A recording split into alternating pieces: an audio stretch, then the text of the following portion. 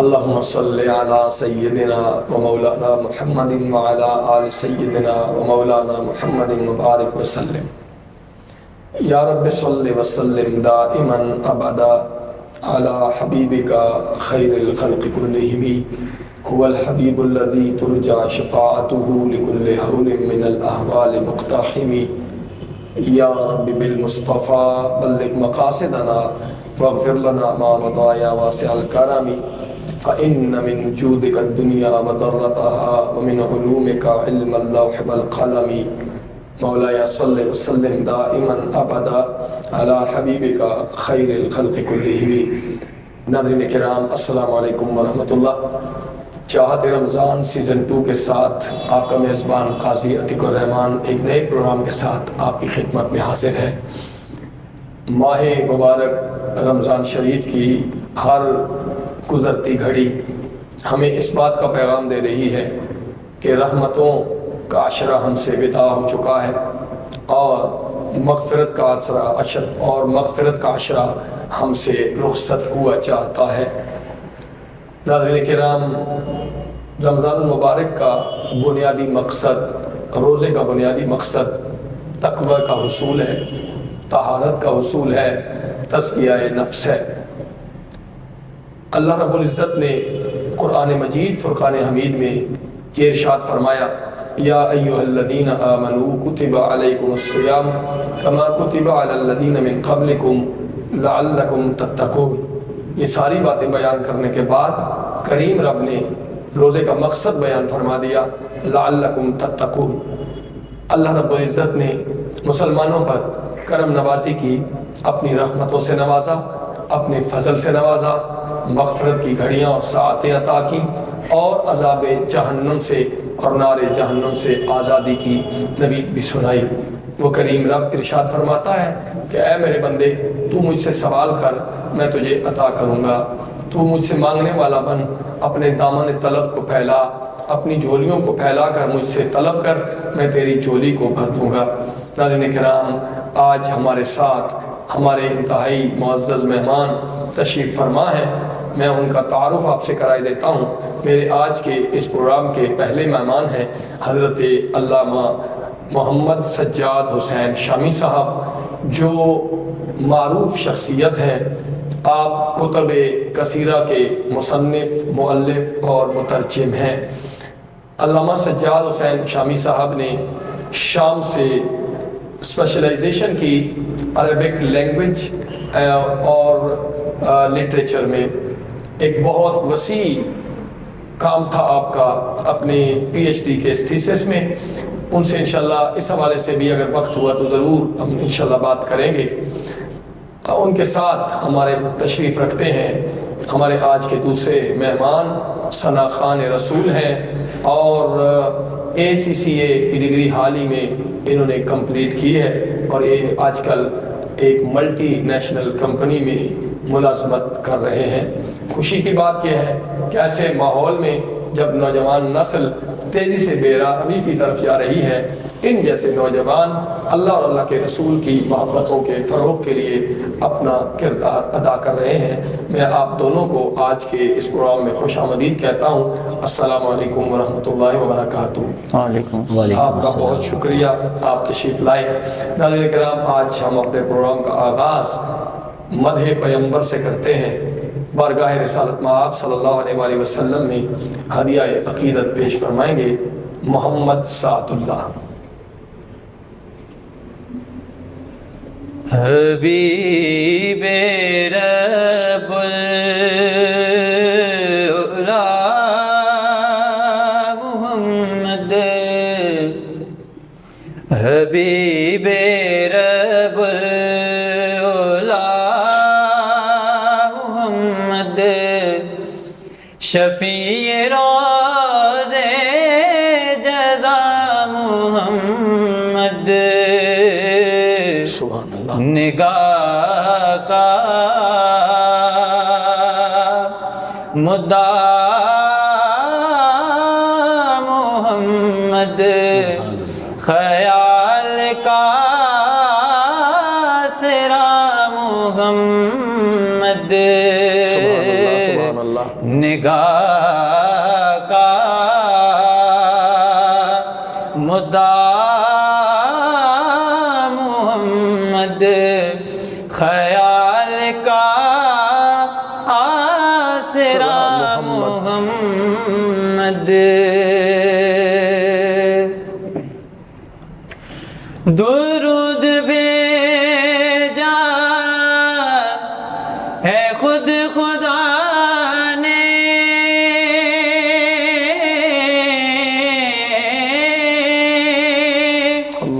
درود بھیجا ہے خود خدا نے،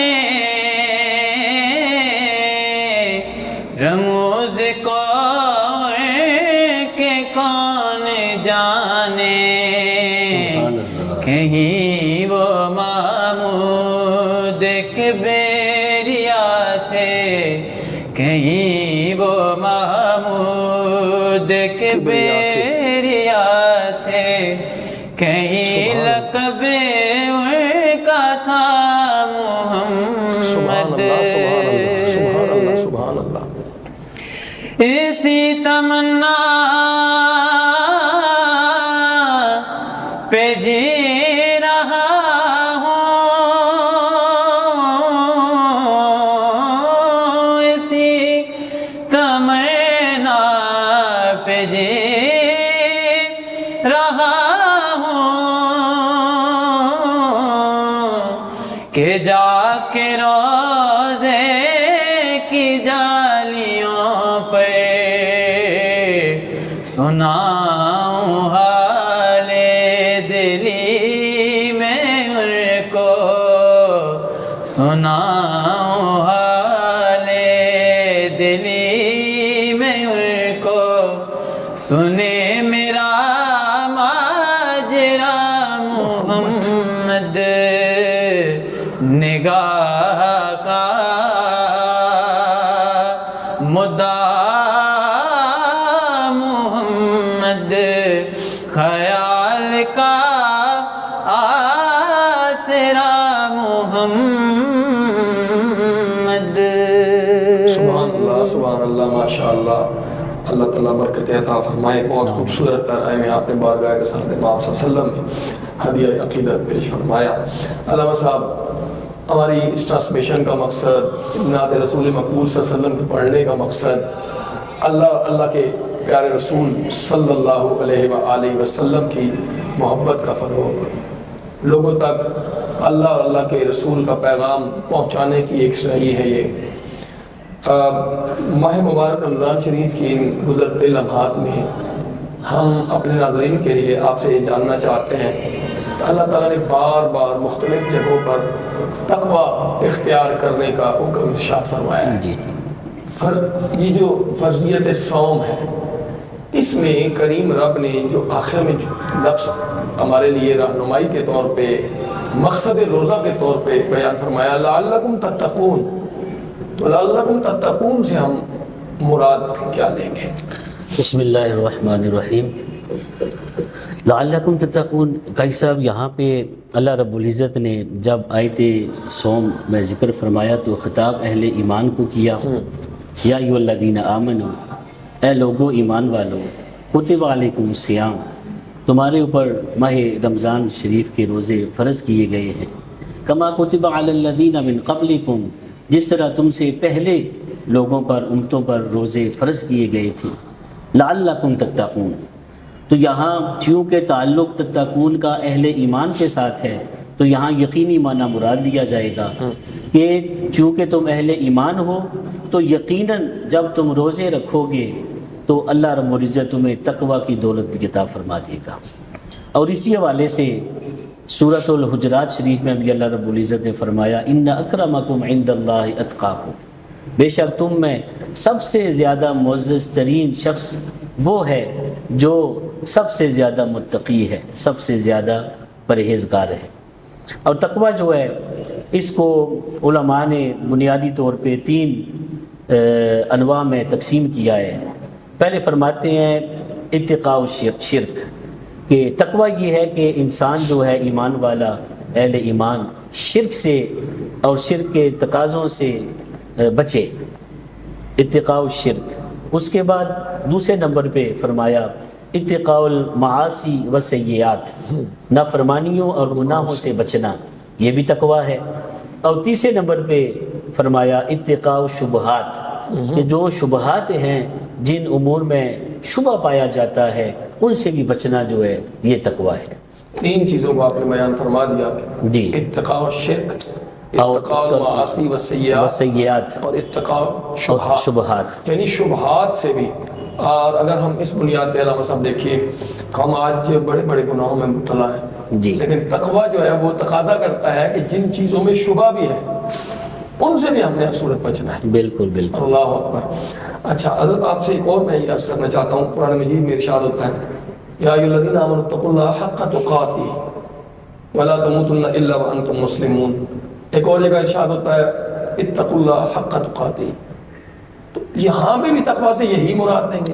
یہاں اتقوا اللہ یعنی اللہ رب العزت سے ڈرو۔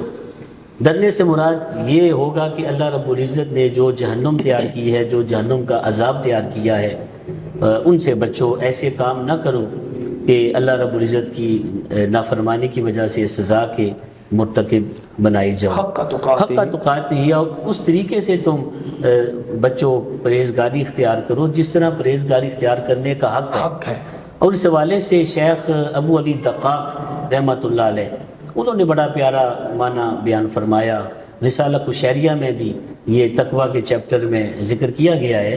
آپ فرماتے ہیں شیخ ابو علی دقاق رحمۃ اللہ علیہ کہ تقویٰ جو ہے اس سے مراد یہ ہے کہ انسان کو چاہیے کہ اللہ رب العزت کی اطاعت کرے اور اس کی نافرمانی سے بچے، اللہ رب العزت کا ذکر کرے اور اس کے ذکر سے غافل ہونے سے بچے، اور اللہ رب العزت کا شکر ادا کرے اور اس کی ناشکری سے بچے۔ یہ بڑا پیارا تفسیری معنی ہے اسی آیت کے ضمن میں، جو ذکر کرے اور شکر کرے اور اللہ رب العزت کی اطاعت کرے۔ اطاعت، ذکر اور شکر، نہ تین چیزوں کو آپ نے رسالہ قشیریہ میں ذکر فرما دیا۔ اطاعت اللہ کی، اطاعت اللہ کی، ذکر اللہ کا اور شکر اللہ کا۔ اگر ایک انسان، ظاہر ہے انسان کو ہر لمحے اللہ کی ذات کے سامنے شکر گزاری کرنے کے بغیر بات بنتی ہی نہیں ہے، کیونکہ وہ کریم رب ہے جس نے ہمیں وجود عطا کیا، جس نے بصارت دی، سماعت دی، گویائی دی، چلنے کی طاقت دی، سوچ سمجھ دماغ صلاحیت دی۔ تو ہمیں ہر لمحہ اپنے رب کی بارگاہ میں شکر گزاری کرنی ہے۔ اور شکر گزاری کرنے کا جو بہترین طریقہ ہے وہ ایک تو عبادت ہو گیا، اور اس کے ساتھ ساتھ اللہ رب العزت کی مخلوق کی خدمت، لوگوں کو ایذا نہ دے۔ تقویٰ یہی ہے بنیادی طور پہ، کسی کو تکلیف نہ دے، کسی کو ایذا نہ دے، کسی کو پریشان نہ کرے۔ جہاں پہ اللہ نے کہا ہے موجود نظر آؤ، وہاں موجود نظر آئے۔ جہاں پہ اللہ نے کہا تمہیں نظر موجود نہیں آنا چاہیے، وہاں پہ غیر موجود ہونا چاہیے۔ جو فرائض ہیں، جو واجبات ہیں، وہ تو بنیادی بات ہے، ان پہ لازمی عمل کریں۔ اللہ جزائے خیر عطا فرمائے۔ اچھا محمد سعد اللہ صاحب، آپ ماشاءاللہ سے اگر ہم کہیں کہ دنیاوی حوالے سے بھی ایک آپ نے ماشاءاللہ سے بڑی ڈگری آپ نے حاصل کی ہے، اور اس کے ساتھ ساتھ نعت کا شغف بھی آپ کو ہے۔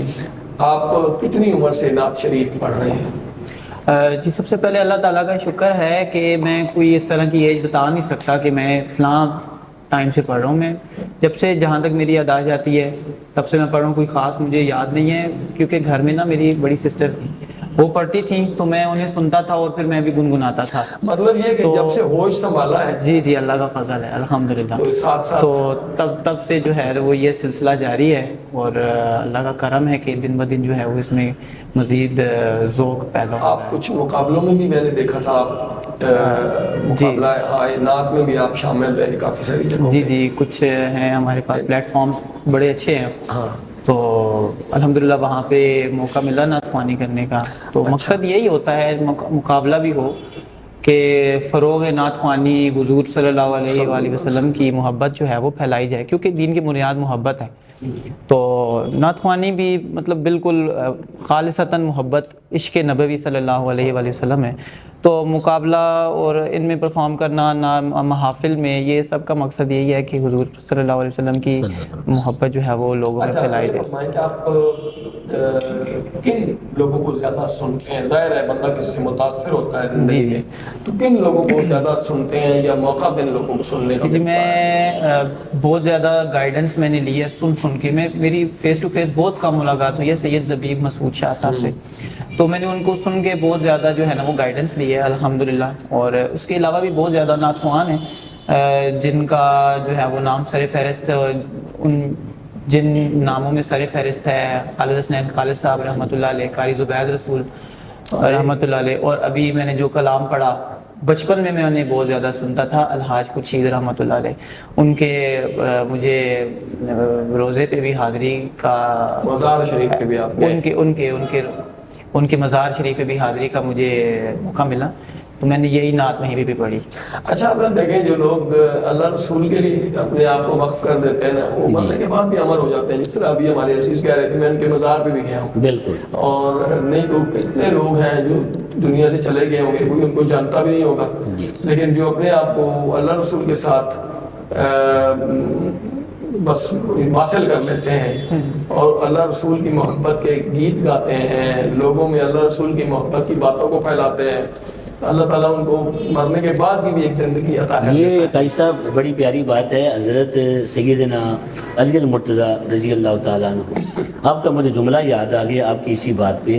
آپ فرماتے ہیں کہ جو دنیا ہے، دنیا کے جو امور ہیں، معاملات ہیں، دنیا کی سیادت ہے، قیادت ہے، یہ جو سخی لوگ ہیں ان کے ساتھ وابستہ ہے، اسخیاء کے ساتھ وابستہ ہے. جب کہ جو آخرت میں سیادت اور قیادت جو ہے وہ اتقیاء کے ساتھ وابستہ ہے. اللہ اکبر. تو یہ صاحب تقویٰ لوگ ہیں جنہوں نے ساری عمر نبی علیہ الصلوۃ والسلام کی مدح سرائی کی اور نعت شریف کی صورت میں انہوں نے اپنی محبت کا، ایمان کا، عرفان کا اظہار کیا. جی آپ تو ماشاءاللہ عربی لٹریچر کے آدمی ہیں اور آپ نے اتنا ماشاءاللہ اس پہ کام بھی کیا. ناظرین کرام، جس طرح کہ میں نے آپ کو تھوڑی دیر پہلے اپنے انٹرو میں بتایا تھا کہ علامہ سجاد حسین شامی صاحب نے عربک لینگویج اینڈ لٹریچر میں اسپیشلائزیشن کی شام سے، اور آپ بہت ساری کتب کے مصنف، مؤلف اور مترجم ہیں. اور آپ کی کچھ کتابوں کا میں ذکر کیے دیتا ہوں. ابھی ہماری ڈسکشن ہو رہی تھی پروگرام کے آغاز سے پہلے. ارشاد السالکین فی احادیث اربعین، یہ اصلاح عقائد و اعمال کا ایک مجموعہ ہے جو آپ نے ترتیب دیا ہے. اسی طرح رؤیت ہلال کا ایک اہم، بلکہ یوں کہ ایک نزاعی مسئلہ ہے. ہر سال ہمارے ملک میں بالخصوص رمضان المبارک کے چاند کے ہونے نہ ہونے اور عید کے چاند کے ہونے نہ ہونے پہ ایک نزاع کھڑا ہو جاتا ہے. حضرت نے اس پہ بڑی سیر حاصل اس پہ کام کیا ہے رؤیت ہلال اور مسائل سیام کے عنوان سے. اور اسی طرح حضرت خواجہ عبد الرحمن چوروی رحمۃ اللہ تعالیٰ علیہ کے مجموعہ صلوات الرسول، جو درود شریف کا مجموعہ ہے، جو 30 پاروں پر مشتمل ایک بہت بڑا کام ہے عربی زبان میں. آپ کے علم میں ہوگا کہ خواجہ عبد الرحمن چوروی رحمۃ اللہ علیہ کسی ظاہری استاد سے نہیں پڑھے تھے، امی کہہ لیں آپ ان کو، لیکن اللہ تعالیٰ کی طرف سے ان کو جو علم لدنی عطا کیا گیا تھا، اللہ نے ان پہ یہ کرم کیا کہ آپ نے عربی میں 30 پارے درود پاک آپ نے لکھا. اور آج بھی اس پہ بہت زیادہ کام ہو رہا ہے، نہ صرف پاکستان میں بلکہ عرب دنیا میں بھی اس پہ بہت زیادہ کام ہو رہا ہے. انشاءاللہ زندگی رہی کسی موقع پہ حضرت خواجہ عبد الرحمن چوروی کی خدمات پر انشاءاللہ آپ کے مجموعہ صلوات الرسول پہ ایک پورا پروگرام انشاءاللہ ہم کریں گے. آپ نے اس کا بھی تحقیقی جائزہ جو ہے وہ ایک تحریر کیا ہے. اور اسی طرح شیخ ابو اللیث سمرقندی کی کتاب الکبائر کا اردو ترجمہ کیا ہے، اور بہت ساری کتابوں کا اردو ترجمہ آپ نے کیا ہے. تو بات ہم یہ کرنا چاہ رہے تھے کہ آپ تو عربک لینگویج کے آدمی ہیں، عربی لٹریچر پہ، عربی ادب پہ آپ کی گہری نظر ہے، بہت کام بھی کیا ہے ماشاءاللہ آپ نے. تو جس طرح ابھی عزیز ہمارے نعت پڑھ رہے تھے، نعت کا تو پورا تسلسل ہے ظاہر جی، اور عربی میں ابتدائی نعت کے جو خد و خال ہیں وہ ظاہر ہے ہمیں عربی سے ہی ملیں گے. بالکل کہ صحابہ کرام نے نبی کریم علیہ السلام کو جس محبت سے اپنے سر کی آنکھوں سے ایسے سامنے دیکھا، حضور کی معیت انہیں نصیب ہوئی، حضور کے سفر و حضر میں وہ حضور کے ساتھی رہے، حضور کی جلوت و خلوت کے وہ ساتھی رہے، تو انہوں حضور نبی پاک علیہ السلام کو جیسے جیسے دیکھا کمال انہوں نے لکھا. اس حوالے سے اگر آپ کچھ فرمائیں گے تو ہمارے ایمان میں اضافہ ہو جائے گا. صاحب اس حوالے سے شام میں قبرستان ہے باب الصغیر، بڑا مشہور تاریخی قدیم قبرستان ہے. دمشق کے اندر ہے، اس میں سیدنا بلال حبشی رضی اللہ تعالیٰ عنہ کا مزار شریف ہے۔ اکثر میں جمعرات کو وہاں پہ چلا جاتا تھا اور اس کا بیٹھ کر مطلب ہے کہ وہاں بھی جمعرات کو لوگ مزارات پہ آتی دیتے ہیں۔ 2 نفل پڑھتا تھا، ان کو اصال ثواب کرتا اور مجھے بڑا روحانی سکون ملتا۔ تو ان کے مزار شریف کے بائیں طرف دیوار کے اوپر سیمٹ کے ساتھ ایک ان کا حبشی زبان میں شعر کنندہ ہے، حضرت بلال حبشی رضی اللہ تعالیٰ عنہ کا۔ وہ یہ وہاں کی علماء یہ بیان کرتے ہیں کہ ایک مرتبہ انہوں نے عرض کی، یا رسول اللہ صلی اللہ علیہ وسلم، میں یہ چاہتا ہوں کہ میں اپنی حبشی زبان میں، جسے آج کل ایتھوپیا کہتے ہیں حبشہ، تو میں اس زبان میں آپ کی نعت کہنا چاہتا ہوں، آپ کی مدح سرائی کرنا چاہتا ہوں۔ تو نبی علیہ الصلوۃ والسلام بڑے خوش ہوئے اور آپ نے خندہ پیشانی سے فرمایا، بالکل اے بلال وہ سنو۔ تو آپ نے سنایا، ارا یرا کنکرا کرا کری مندرا۔ اچھا، اب یہ شعر ہے حبشی زبان میں، ارا یرا کنکرا کرا کری مندرا۔ اب وہاں پہ سیدنا حسان بن ثابت انصاری صحابی رسول وہ بھی موجود تھے۔ تو نبی علیہ الصلوۃ والسلام نے فرمایا، عرب ہو یا حسان، اے حسان اب اس کو عربی میں شاعری میں اس کو ڈھالو۔ تو آپ نے بڑی پیاری اس کی تعریف فرمائی۔ کہتے ہیں کہ یا رسول اللہ، یہ حسان میں یہ بلال حبشی کہتے ہیں، وَإِذَا الْمَكَارِمُ فِي أَفَاقِنَا ذُكِرَتْ فَإِنَّ فِيكَ لَنَا لَيُضْرَبُ الْمَثَلُ۔ اللہ اکبر۔ یعنی پوری کائنات کی خوبیاں، اوصاف، خصائص اور خوبصورتی اور اچھی اچھی چیزیں ان کے ذکر کیے جائیں تو اے اللہ کے رسول سارے اوصاف دنیا کے، پوری کائنات کے، وہ آپ کے وجود مسعود میں پائی جاتی ہیں۔ اللہ اکبر، اللہ اکبر۔ محمد کا جو صلی اللہ علیہ وسلم کا جو ترجمہ لکھا ہے عربی لغت نے، یا آپ کی کہ کل جامع بصفات الخیر یسمى محمدا، محمد ہوتی وہ ذات ہے جس میں خیر کی ساری خوبیاں پائی جائیں۔ اور ایک معنی یہ بھی لکھا گیا ہے کہ محمد اللہ بھی یحمد حمدا بعد حمد، کہ ایسی ہستی، ایسی ذات جن کی تعریف کرنے کے بعد تعریف کی جائے، اس کے بعد پھر تعریف کی جائے، پھر ان کی پھر تعریف کی جائے۔ سبحان اللہ، سبحان اللہ۔ حضرت گفتگو جو ہے وہ تو اتنی دلچسپ مرحلے میں داخل ہو گئی ہے کہ دل کرتا ہے کہ اسی طرح کی گفتگو ہم اس کو آگے بڑھاتے جائیں انشاءاللہ۔ پھر کسی موقع پہ آپ سے اس حوالے سے بات ضرور انشاءاللہ کریں گے۔ حضرت میں آپ کو یہ عرض کرنا چاہتا ہوں کہ آپ ہمارے ناظرین کے لیے یہ فرمائیے، ایک اہم مسئلہ ہے، اہم بات دیکھنے میں آتی ہے کہ جیسے ہی رمضان شریف کا چاند طلوع ہوتا ہے جی تو لوگوں میں نیکی کا ایک جذبہ بہت زیادہ اس میں اضافہ ہو جاتا ہے۔ بالکل، ہماری مساجد میں ماشاءاللہ سے مساجد میں تعداد بڑھتی چلی جاتی ہے اور خیر کے کاموں کا سلسلہ دراز ہو جاتا ہے۔ زکوٰۃ و صدقات لوگ دے رہے ہوتے ہیں، جگہ جگہ پہ لوگوں کے افطار کے لیے سلسلہ جو ہے وہ جاری و ساری ہوتا ہے، راشن تقسیم ہو رہا ہوتا ہے، یعنی نیکی کا ایک پورا ماحول ہوتا ہے۔ اب جیسے ہی رمضان شریف کے 8-10 دن گزرتے ہیں تو ہم دیکھتے ہیں کہ آہستہ آہستہ آہستہ آہستہ ہماری مساجد میں تعداد گھٹتی چلی جاتی ہے۔ پھر عید کی صبح لیلۃ الجائزہ جیسے ہی گزرتی ہے اور صبح جب ہم نماز فجر کے لیے عید والے دن جاتے ہیں تو ہم دیکھتے ہیں کہ تعداد جو ہے وہ بہت کم ہوتی ہے جی، اور پھر اس کے بعد آہستہ آہستہ وہی تعداد گھٹتی چلی جاتی ہے۔ تو اس کا بنیادی سبب کیا ہے؟ کیا ہماری دینی تربیت میں فرق ہے یا ہم بس موسمی دیندار ہیں؟ قاضی صاحب، اس کا جو بنیادی یہی ہے کہ ہم مسلمان جو ہیں وہ بظاہر اس طرح مسلمان نہیں ہو سکے جس طرح ہمیں ہونا چاہیے۔ تو ہماری ایمان پہ، اسلام پہ ثابت قدمی جو ہے اس طرح نہیں ہے، اور یہی وجہ ہے کہ رمضان المبارک برکت والا مہینہ ہے، ہم کوشش کرتے ہیں اس میں مکمل طور پہ عبادت کی جائے، رب العزت کی اطاعت و بندگی کی جائے اور رمضان المبارک کے روزے رکھے جائیں۔ تو یہاں پہ میسج یہ دیا جائے گا کہ جتنے بھی ہمارے مسلمان ہیں ان کو چاہیے کہ رمضان المبارک میں جیسے مسجدوں کو وہ رونق کرتے ہیں اور ایک روحانیت کی طرف اور ایک قرآن کریم کی تلاوت کی طرف اور نوافل اور تہجد اور دیگر نوافل جو ہیں اوابین کے اشراق کے وہ ساتھ ساتھ پڑھتے ہیں معمولات رمضان میں، تو اس کے علاوہ بھی وہ اس دور فتن میں، چونکہ یہ فتنوں کا دور ہے، تو لازمی طور پہ وہ ان چیزوں کی مواظبت اختیار کریں تو اللہ پاک ان کے ایمان کی حفاظت فرمائے گا۔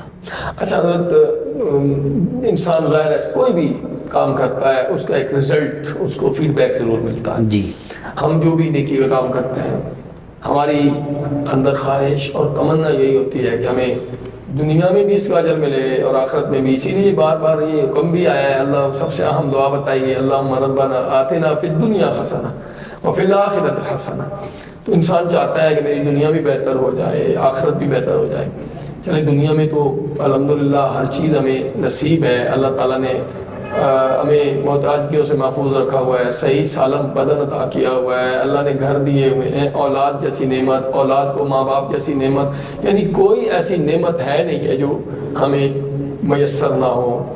کل قیامت میں جو لوگ تقویٰ دار لوگ ہوں گے، جی جی جو لوگ اللہ کا ڈر اور خشیت الہی کے جذبوں سے معمور ہوں گے، کل قیامت میں بھی ان کے لیے اجر و ثواب بہت زیادہ ہے۔ اس میں کچھ آپ اگر ارشاد فرما دیں تو ہمارے اس لیے۔ میں شیخ ابو بکر رازی رحمۃ اللہ علیہ، ان کا بڑا پیارا جملہ ہے، اسی جواب میں وہ یہاں پہ کوٹ ہو سکتا ہے کہ آپ فرماتے ہیں کہ قسمت دنیا علی بلوا، کہ دنیا جو ہے اس کو آزمائش پر اور آلام پر، مسائب پر اس کو تقسیم کیا گیا ہے۔ یعنی دنیا میں جس طرح کا بھی شخص ہے، اعلیٰ درجے کا شخص ہے اور متوسط درجے کا کوئی شخص ہے اور ادنا درجے کا، تو ان کی جو آزمائش ہے، مسائب و آلام، مشاکل دنیا میں لازمی ان کے ساتھ وابستہ ہیں۔ اور یہاں پہ شیخ ابو بکر رازی فرماتے ہیں وَقُسِمَتِ الْآخِرَةُ عَلَى التَّقْوَى، جبکہ جو آخرت ہے اس کو اللہ رب العزت نے تقویٰ کی وجہ سے تقسیم کیا ہوا ہے۔ تو جو متقین ہوں گے، پرہیزگار ہوں گے، وہ اللہ رب العزت کے دوست بھی ہوں گے اور وہ صاحب تقویٰ بھی ہوں گے، ان کے جنت میں مراتب بھی بڑے بلند ہوں گے۔ اور بڑی خوشی کی اور سعادت کی بات ہے ہم مسلمانوں کے لیے کہ یہ رمضان المبارک کا جو برکتوں والا مہینہ ہے، اس میں جو نیکیاں ہیں ان کا جو اجر و ثواب ہے اللہ رب العزت ہی عطا فرماتا ہے، اور جتنا وہ عطا فرماتا ہے اس کے بارے میں ہمیں کوئی قطعی یقینی علم نہیں ہے کہ اتنی مقدار تک ہمیں ثواب عطا فرماتا ہے۔ اسی لیے لوگ یہ اکثر دعا کرتے ہیں، یا اللہ ہمیں اپنی شان کے مطابق اجر و ثواب عطا فرما۔ بالکل کیونکہ اللہ کی رحمت تو بے پایاں ہے، اس کی تو وسعت کا اندازہ ہی نہیں ہے۔ بالکل سبحان وہ کریم اللہ۔ رب ہے، آپ سے مانگنا ہے تو پھر ٹکا کے مانگنا چاہیے بندے اور کو۔ اسی طریقے سے حدیث قدسی بھی ہے الصوم لی وانا اجزی بہ، کہ نبی علیہ الصلوۃ والسلام نے فرمایا، اللہ رب العزت فرماتا ہے روزہ میرے لیے ہے اور اس کی جزا بھی میں خود ہی دوں گا۔ تو اللہ رب العزت اپنی شایان شان، جو اس کی شان ہے، جو اس کا فضل ہے، کرم ہے، جو اس کی رحمت ہے، اس کے حساب سے بے پایاں وہ انعام عطا اچھا فرماتا حضرت، ہے۔ آپ کی گفتگو کے دوران مجھے یہ خیال آیا کچھ لوگ ایسے بھی تو ہوں گے نا، انعام کی بات آئی، اللہ جس کو جو چاہے دے دے اور جس سے جو چاہے لے لے، اس کو پوچھنے والا تو نہیں ہے نا۔ بالکل تو قیامت میں کچھ لوگ ایسے بھی ہوں گے کہ جن کو مختلف یوں سمجھیے درجہ بندی کر لیں اگر ہم، جس طرح ابھی آپ نے کہا کہ اتقیاء کی بنیاد پہ اس کو تقسیم کیا گیا ہے۔ جی جی۔ تو قیامت میں کچھ لوگ ایسے بھی ہوں گے نا، حدیث شریف میں آتا ہے کہ جن کو اللہ رب العزت اپنے عرش کا سایہ عطا فرما دے گا۔ جی جی ایسا دن ہوگا کہ جس دن کوئی سایہ نہیں ہوگا، بالکل۔ اور وہ کیسے لوگ ہوں گے کہ جن کو کریم رب اس دن جس دن کوئی سایہ نہیں ہوگا اپنے عرش الہی کا سایہ عطا فرما دے گا۔ تو آپ اس حوالے سے کچھ فرمائیں گے کہ وہ کون سے لوگ ہوں گے جنہیں کریم رب اتنا نوازے گا کہ انہیں اپنے عرش کے سائے میں اللہ جگہ دے گا؟ سبحان اللہ، یہ تو بڑی مشہور صحیح حدیث ہے، بخاری و مسلم کی حدیث ہے کہ نبی علیہ الصلوۃ والسلام نے فرمایا کہ 7 بندے ایسے ہیں، سبعۃ یظلھم اللہ تعالی فی ظلہ یوم لا ظل الا ظلہ، اللہ، کہ جو قیامت کے دن اللہ رب العزت کے عرش کے سائے کے نیچے ہوں گے اور اس دن کسی چیز کا سایہ نہیں ہوگا۔ تو اللہ رب العزت نے پہلا جو بندہ ہوگا جو عرش الہی کے سائے کے نیچے جس کو جگہ ملے گی، وہ ہے امام عادل، عدل کرنے والا حکمران۔ اللہ کسی بھی شعبے کا حکمران ہے، ذمہ دار ہے، سرپرست ہے، چیئرمین ہے، نگران ہے، تو جو اپنے ماتحت رعایا کے ساتھ عدل کرتا ہے، انصاف کرتا ہے، تو نبی علیہ الصلوۃ والسلام نے فرمایا یہ پہلا شخص ہوگا کہ جو اللہ رب العزت جس کو اپنے عرش کا سایہ عطا فرمائے گا۔ آپ کی قطع کلامی کی معافی چاہتا ہوں، یعنی گھر سے لے کے ایوان حکومت تک جو جہاں جہاں پہ سربراہ ہے، جی امام عادل، امام عادل، عدل کرنے والا، عدل کرنے والا، بادشاہی ہم اس کو مراد لیں، بادشاہی مراد لیں، بادشاہ، حکمران یا کسی بھی شعبے کا انچارج، مدیر، نگران، پرنسپل، جو بھی جس کیٹیگری میں۔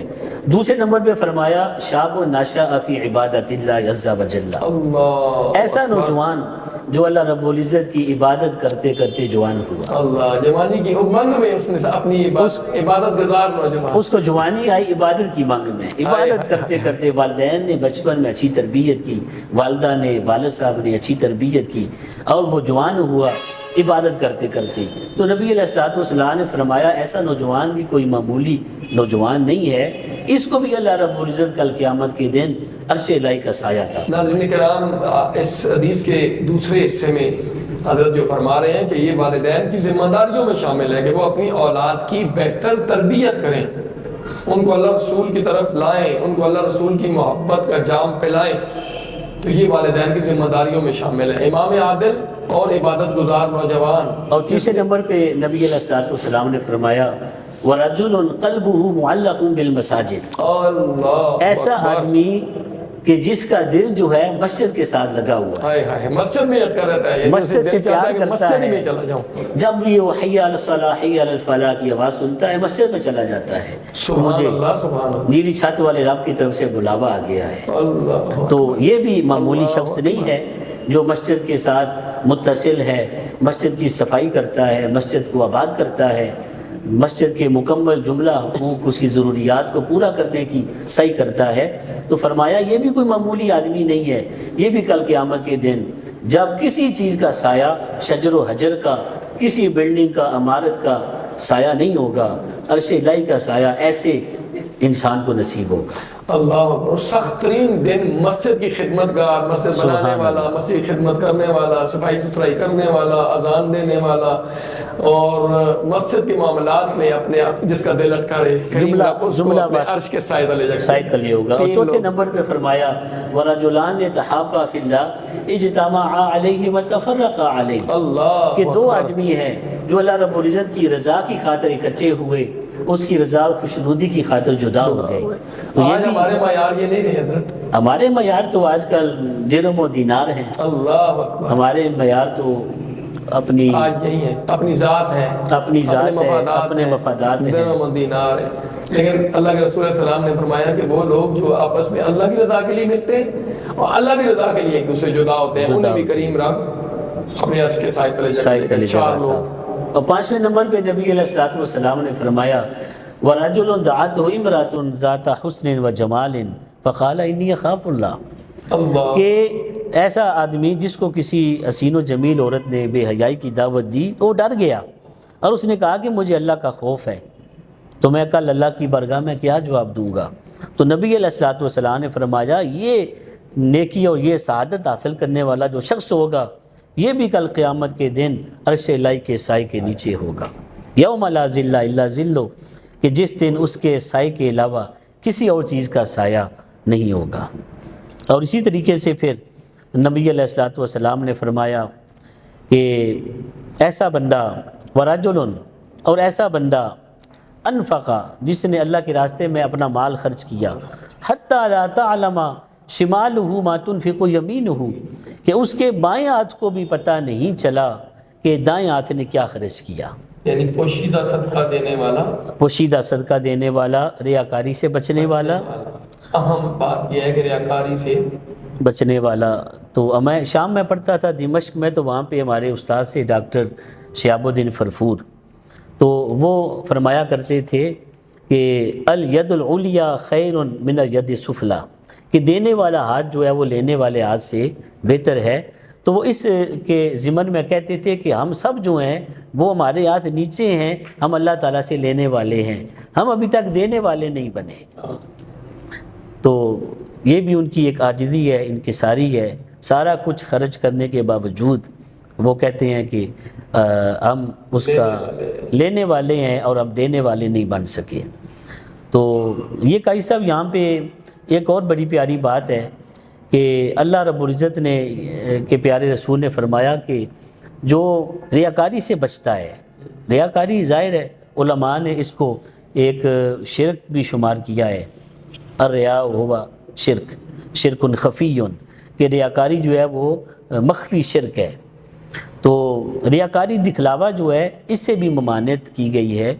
ٹھیک ہے، لوگوں کی اصلاح کے لیے، لوگوں کی تربیت کے لیے ہم مال و دولت خرچ کریں، لیکن کوشش یہ کی جائے کہ خفیہ طور پہ بھی اللہ رب العزت کی بارگاہ میں خرچ کیا جائے، تاکہ اس حدیث مبارک میں جو جملہ آیا نا کہ وَرَجُلٌ أَنفَقَ يَمِينُهُ حَتَّى لَا تَعْلَمَ مَا تُنْفِقُ شِمَالُهُ، کہ آدمی کے دائیں ہاتھ نے خرچ کیا تو بائیں ہاتھ سے بھی چھپا کے خرچ کیا، دائیں ہاتھ کی مٹھی میں کیا ہے، کتنے پیسے ہیں، کتنی رقم ہے، کیا چیز ہے، اس نے اتنا اس کو چھپا کے رکھا کہ میرے جسم کے دوسرے ہاتھ کو بھی پتہ نہ چلے۔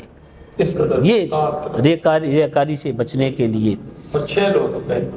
اور اس کے بعد پھر 7واں جو ذکر فرمایا وَرَجُلٌ ذَكَرَ اللَّهَ خَالِيًا فَفَاضَتْ عَيْنَاهُ، کہ ایسا آدمی جس نے تنہائی کے لمحے میں اللہ رب العزت کو یاد کیا اور اس کی یاد میں، اس کی محبت میں اس کی آنکھوں سے آنسو بہنے شروع ہو گئے۔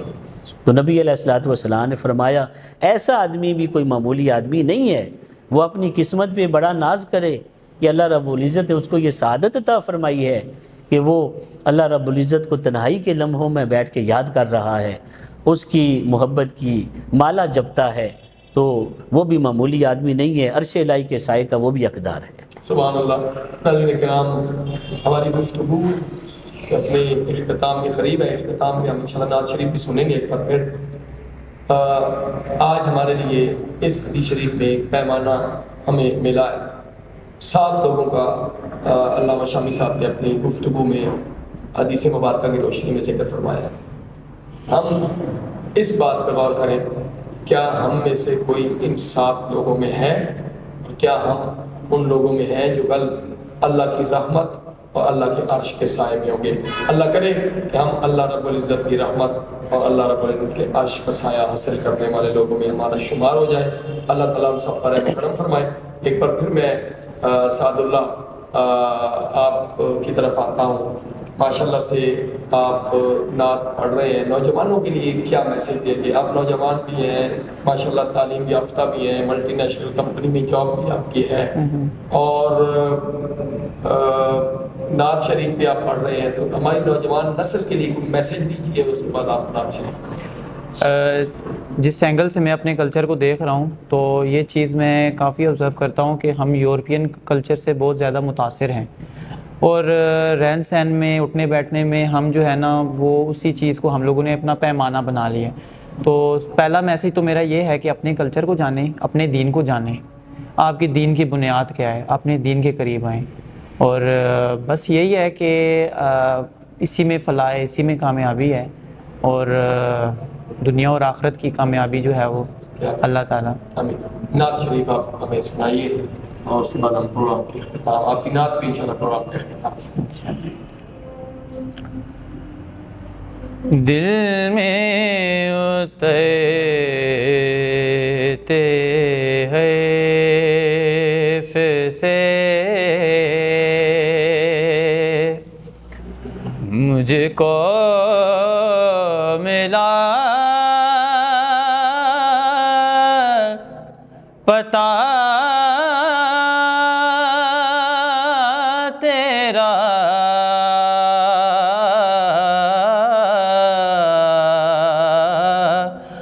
معجزہ حسن صوت کا، زمزم آئے صدا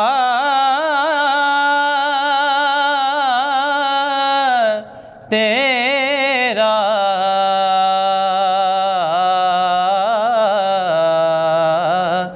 دل میں اترتے حیف سے میرا تو کائنات میں سبحان اللہ، تیرے سوا کوئی نہیں میرا تو کائنات میں تیرے سوا کوئی نہیں،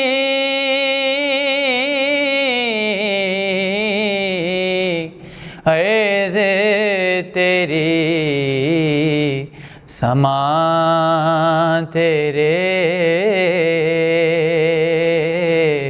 بندے تیرے خدا تیرا معجزہ حسن صوت کا، جہاں تیری سے بسے جمال، دل تیرا آئینہ مثال، جہاں تیری سے بسے جمال، دل تیرا آئینہ مثال،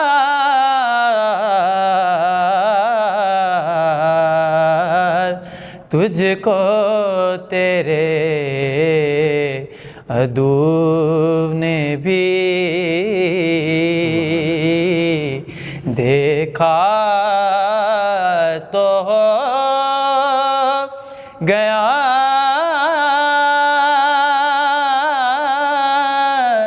تیرا معجزہ حسن صوت کا۔